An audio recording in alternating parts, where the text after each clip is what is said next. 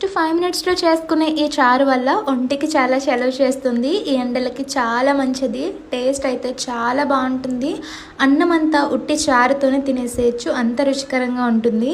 దీనికోసం ముందుగా ఇలా ప్లెయిన్ బటర్ మిల్క్ తీసుకోవాలి, అప్పుడే టేస్ట్ బాగుంటుంది. నేనైతే Akshayakalpa organic plain butter milk తీసుకుంటున్నాను.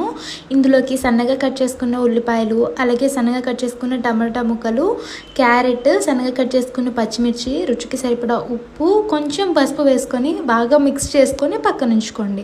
ఇప్పుడు ఇందులోకి అసలు సిస్లైన టేస్ట్ కోసం పోపు వేసుకోవాలి. ఆయిల్లో ఆవాలు, జీలకర్ర, మెంతులు, సన్నగా కట్ చేసుకున్న ఉల్లిపాయలు, ఎండుమిర్చి, కరివేపాకు వేసుకొని కొద్దిసేపు ఫ్రై చేసుకొని పసుపు కూడా వేసుకొని 1 నిమిషం పాటు ఫ్రై చేసుకొని చల్లారిన తర్వాత మన మజ్జిగ చారులోకి ట్రాన్స్ఫర్ చేసుకుంటే ఎంతో టేస్టీగా ఉండే మజ్జిగ చారు అయితే రెడీ అయిపోతుంది. తప్పకుండా ట్రై చేసి ఎలా ఉందో కామెంట్ చేయండి. వీడియో నచ్చితే ఇలాంటి సింపుల్ రెసిపీస్ కోసం ఫాలో చేసి సబ్స్క్రైబ్ చేయండి.